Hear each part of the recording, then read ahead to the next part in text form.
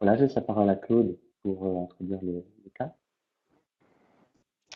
Alors, le cas, donc, nous sommes intervenus dans un espace de loisirs qui était accessible au public, avec des agents d'accueil qui étaient soumis à diverses formes d'incivilité, telles que le refus de respecter les espaces non fumeurs ou les espaces verts d'ailleurs, qui faisaient face à des gens qui jetaient des papiers ou des détritus par terre, des personnes qui d'ailleurs pouvaient insulter, qui pouvaient cracher, enfin bref, face à des intimidations et menaces verbales et également physiques, ça allait même jusqu'à des situations de braquage.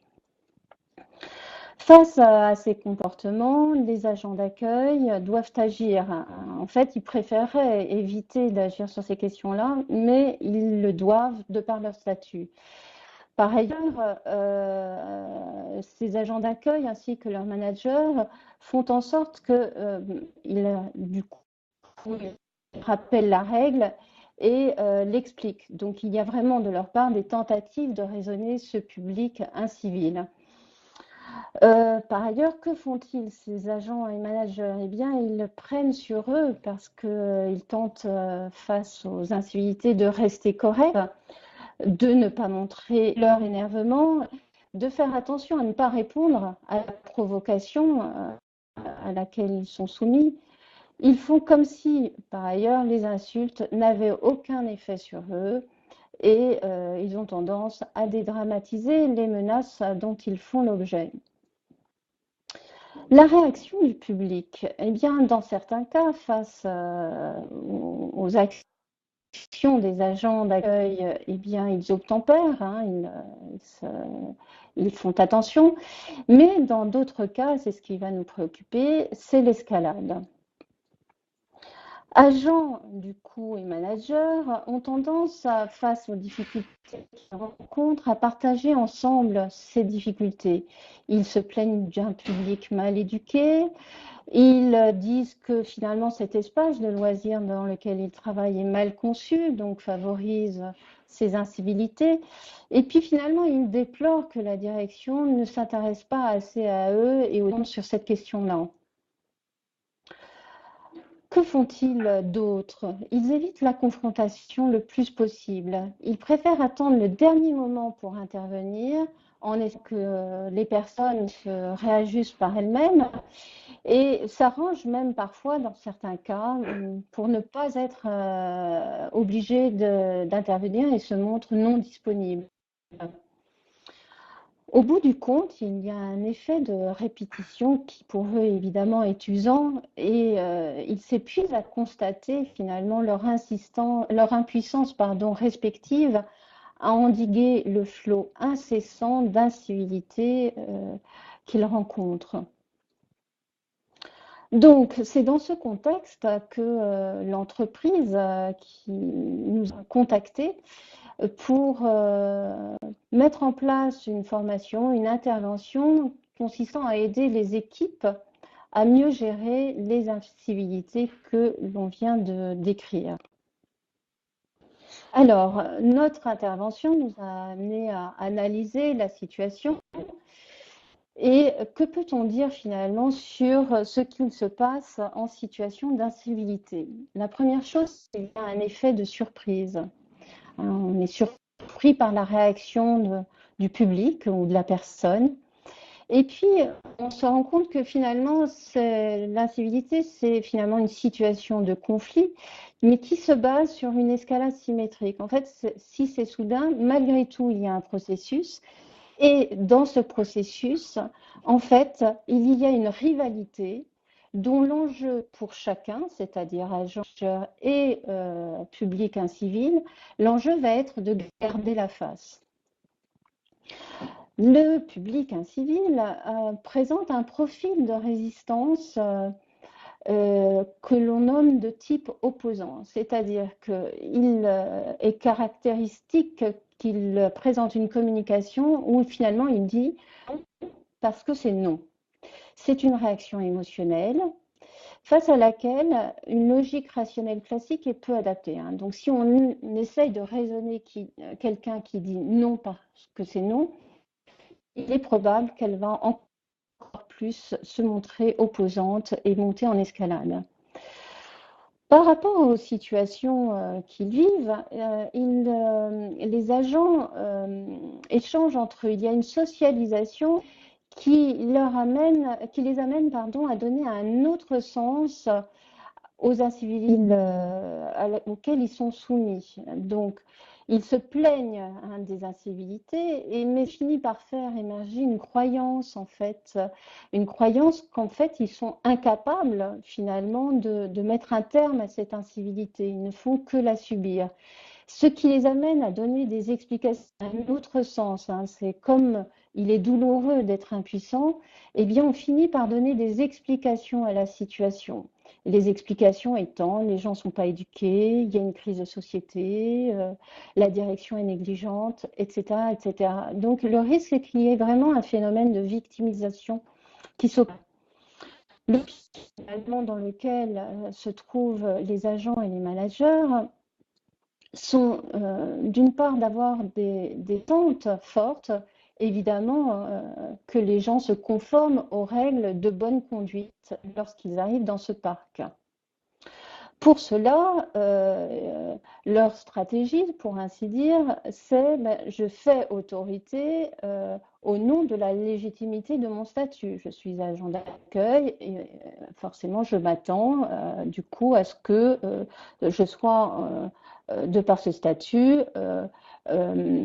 j'ai l'outil, entre guillemets, qui me permet d'agir sur l'incivilité. Mais le résultat, c'est qu'ils sont déçus, voire même surpris par les réactions. Et du coup, malgré l'uniforme, hein, malgré la fonction, l'incivilité devient une facilité. Conséquence de quoi on explique la règle, on la raisonne, on prend sur soi, on minimise l'effet des menaces, des violences, enfin des actes incivils. Et évidemment, ça nourrit l'espoir et l'illusion dans un véritable cercle vicieux qui nourrit les désillusions et qui finit, à un moment donné, à faire apparaître un renoncement, à faire apparaître un doute quant au fait d'exercer une autorité efficace. Et finalement, tous, individuellement et collectivement, peuvent finir par se sentir condamnés à subir cette incivilité jusqu'à l'épuisement, puisqu'il ne s'agit plus que de tenir, ce qui est le drame des situations que l'on subit. Alors, si on fait des généralités sur les incivilités pour voir comment est-ce qu'on peut agir dessus.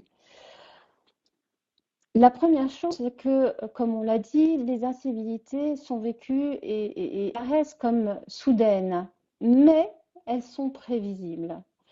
C'est important parce que cette prévisibilité, du coup, comme toute chose qui est prévisible, on va peut-être pouvoir l'amener, la contrôler. Par ailleurs, qu'y a-t-il comme nature de problème dans l'incivilité quand elle s'exprime? Enfin, finalement, on mesure un écart à la règle. De quelle nature? Parfois, ça peut être un problème de compréhension. Donc, les gens ne savent pas ce qu'il faut faire. Du coup, on leur explique finalement quelles sont les bonnes conduites. Mais le risque, quand on explique, si ça n'est pas un problème de compréhension, c'est qu'on est amené à se justifier et que quand on se justifie, eh bien, on paraît toujours coupable. Alors évidemment, on va être traité comme quelqu'un de coupable, ce qui peut renforcer le caractère violent de l'incivilité. La deuxième chose que l'on mesure, écart à la règle, ce serait du coup un problème d'éducation. Donc on reçoit des personnes, peut-être des jeunes par exemple, mais pas que. Et du coup, si c'est un problème d'éducation, donc il faudrait les éduquer. Mais alors, si on éduque le public et les gens, le risque, alors à persister dans des propos visant l'éducation, c'est de faire la morale. Et quand on fait la morale à quelqu'un, eh bien, c'est toujours culpabilisant pour celui qui fait l'objet de cette morale, ou eh bien, ça va déclencher de la colère, donc ça participe au caractère violent que l'on peut remarquer dans les situations d'incivilité. Enfin, troisième chose à noter sur l'écart à la règle et sa nature, eh bien l'incivilité comme étant une provocation. Alors on voit ça notamment chez les jeunes, mais pas que. Il y a des personnes qui ont un grand plaisir à provoquer parce que c'est toujours une transgression. Et évidemment, dans ces cas-là, la réponse à donner face à la provocation, ce serait également d'être dans un acte de provocation. Mais d'être attentif à ne pas expliquer, à ne pas éduquer, parce que là, en allant du côté, vous voyez, de la raison et non pas d'une réponse paradoxale comme la provocation pourrait l'être, en réponse à une provocation, qui consisterait du coup à faire rencontrer l'incivilité de manière encore plus violente. Alors, si on revient sur le caractère prévisible de la situation d'incivilité, c'est lorsque l'on rappelle la règle des usages, il y a toujours un message implicite, c'est que la personne n'est pas capable par elle-même d'être attentive à la règle. Et donc, évidemment, elle perd la face. Donc, finalement, toute situation d'incivilité nous met et nous confronte au fait de perdre la face. Par ailleurs, il y a toujours une réaction qui peut avoir un caractère également prévisible. La personne qui transgresse, qui est plutôt dans une attitude finalement provocatrice, puisqu'elle n'a pas a priori de problème d'éducation ou de problème de compréhension, eh bien, quand elle agit de manière incivile, finalement l'interrompre, c'est faire interrompre le plaisir et donc d'une certaine manière gâcher le plaisir qu'elle a à fumer au milieu et à marcher sur les pelouses, par exemple. Et donc, ce plaisir qui est gâché, évidemment, va amplifier et va être rempli par le désagrément d'être pris en défaut. Donc, ça augmente l'effet de frustration.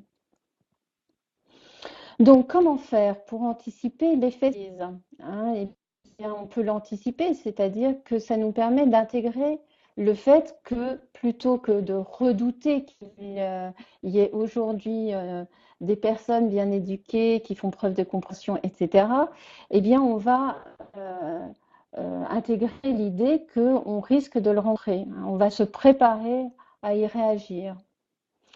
On va plutôt que d'éviter et d'attendre le fait que les personnes s'enfoncent ou s'enlisent ou en tout cas persistent dans leur comportement, eh bien on va aller le plus rapidement au contact du public pour pouvoir l'interrompre et d'une certaine façon agir de façon moins forte possible en lui faisant d'une certaine façon perdre la face. Pour cela, qu'est-ce qu'on peut faire en termes de communication? On peut faire ce qu'on appelle le pare-choc, c'est-à-dire qu'on va annoncer à son interlocuteur la réaction émotionnelle prévisible qu'on sait que... Alors, ça veut dire quoi? C'est qu'on va dire à quelqu'un, voilà, vous allez travailler, vous allez être en colère, peut-être que, voilà, je viens contrarier le plaisir que vous avez à fumer là, mais je vous rappelle, et là on va rappeler ensuite la règle et le comportement correct à tenir dans un lieu comme celui-là. Ce qui évidemment fera baisser la réaction, puisque c'est toujours l'effet surprise aussi qui fait que émotionnellement on réagit plus vivement. Enfin, là, nous intervenions auprès d'une équipe qui vous a dit, socialisait, il partageait une plainte, et il est important de couper court à cette socialisation des plaintes. Est-ce que la plainte partagée renforce les explications qu'on donne, comme le parc n'est pas bien aménagé, la direction ne fait pas ce qu'il faut, les gens ne sont pas bien éduqués. Mais quand on renforce ces explications, ça ne nous permet pas de faire émerger des solutions fonctionnelles, c'est-à-dire des solutions sur lesquelles finalement on a du contrôle. Il est difficile de changer les gens, il est difficile de moi, il est difficile d'obtenir de sa direction qu'elle puisse elle-même agir sur cette question-là. Bref, tout ça, ça déclenche et ça renforce un sentiment d'impuissance et qui finalement on s'enlise et qui nous font subir les choses de plus en plus. Donc ça, c'est un point très important dans les situations sociales, dans les situations de travail, d'y être attentif pour que ne pas, en se faisant consolant, en donnant des explications, aggraver ce sentiment d'impuissance et finalement subir. Il y aurait beaucoup de choses autres à dire, mais voilà, finalement, la façon dont on est intervenu, les indications que l'on a données à nos interlocuteurs et qui leur ont permis par la suite d'agir autrement, bien mieux gérer les incivilités, voire même de trouver des solutions d'une nature pour eux sur lesquelles il était possible d'agir, par exemple notre pense signalétique qui a été renforcée d'une manière différente. Voilà, donc je vais donner maintenant la place à Grégoire, je crois, ou Olivier, je ne sais pas, sur la suite de notre dispositif. Olivier, juste un petit mot. Je sais que malheureusement le son n'est pas complètement terrible, mais désolé pour ceux qui sont là, on ne peut pas faire trop grand-chose à part couper la vidéo, ce qu'on a fait, mais là c'est un souci de bande passante. Olivier, je te passe la parole pour le dispositif d'intervention. D'accord. Alors, sur le dispositif d'intervention tel qu'il a été proposé, ou tel que l'on peut l'envisager avec la situation d'incivilité, la première approche, c'est d'envisager ce que nous appelons un diagnostic opératoire. Et dans le cas précis, c'était avec des agents et des managers, notamment des volontaires. Alors l'objectif de ce diagnostic opératoire, c'était évidemment d'éclairer les préoccupations face aux incivilités qu'ils rencontraient. Le problème tel qu'il se présentait, c'était les malaises et les démotivations des équipes face aux incivilités et notamment, comme l'a très bien éclairé Claude, à cette impuissance qui n'arrêtait pas d'observer à force d'en parler ensemble. Et puis le risque, évidemment, il y avait des risques psychosociaux avec aussi à terme une image dégradée potentielle en fait de l'espace de loisirs, dès lors que si un conflit lié à une incivilité est mal géré, le reste du public peut en être affecté et avoir des souvenirs mauvais associés effectivement à des conflits mal régulés. Et donc face à ce diagnostic, après avoir, alors concrètement dans le cas que vous a présenté Claude, il y a eu une réunion avec des volontaires d'agents et de managers et puis un entretien spécifique avec le directeur du site. À la suite de ce diagnostic opératoire, il y a une restitution et qui va permettre de définir des actions ciblées en fonction de ce qui aura été identifié en fait comme besoin. Donc ils peuvent être, ces actions peuvent être de différentes natures. Alors il peut y avoir un cadrage stratégique avec l'équipement, et notamment de penser ou de repenser ce que peuvent être les incivilités sur une base de contenu proche de ce que nous avons présenté là ce matin. Elles peuvent être également spécifiques sous forme de formation et sous forme de formation dont le thème va être résoudre les conflits d'incivilité et notamment à partir des cas concrets. Claude a cité tout à l'heure les problèmes de gens qui marchent sur la pelouse ou des problèmes de gens qui ne veulent pas éteindre leur règle dans des espaces publics ou qui sont non-fumeurs et qui dégénèrent très vite. Voilà. Donc c'est à partir de ces cas concrets qu'on peut accompagner les agents en cours de ces formations. Et puis, une troisième action ciblée qui n'a pas été mise en place, mais qui était potentiellement envisager au cas où on aurait détecté des cas, c'était de pouvoir envisager aussi de la gestion de stress post-traumatique, puisqu'il y avait eu des cas extrêmes qui avaient été régulés d'une certaine façon, mais qui auraient pu être, voilà, on avait mis en place la possibilité d'accompagnement si le besoin s'en était fait sentir. Et à la suite de ce dispositif, il y a une restitution à la suite de toutes les actions ciblées pour pouvoir redonner également de la perspective à l'équipe dirigeante par rapport à ça. Voilà. Donc les effets obtenus. Alors, sur les effets obtenus, en fait, il y a des choses qui ont changé, notamment individuellement. Donc, effectivement, tout l'enjeu, c'était de pouvoir couper l'espoir d'une journée sans incivilité pour évidemment arrêter les effets surprises. C'était parmi ces formations des moments très recadrants de voir que en fait c'était une pure folie d'imaginer que c'est sans incivilité en fait. Alors aujourd'hui ils vont intervenir plus vite en fait pour éviter l'évitement. Ils vont savoir mieux communiquer en intégrant un peu mieux le besoin de l'autre, donc en préservant la relation au-delà de ce qu'ils ont à communiquer. Et du coup, individuellement, l'enjeu était de gagner plus en souplesse avec des gens incivils. Et puis, évidemment, il y a aussi autre chose qui se passe au niveau collectif. Et ils ont moins besoin de socialiser leur impuissance. Leurs actions vont prendre des valeurs d'exemple également pour les autres collaborateurs. Donc, dans les échanges de leur expérience, il va y avoir une évolution finalement du groupe en matière de gestion des civilités qui va contribuer évidemment à améliorer et la perception individuelle et sa perception collective. En fait.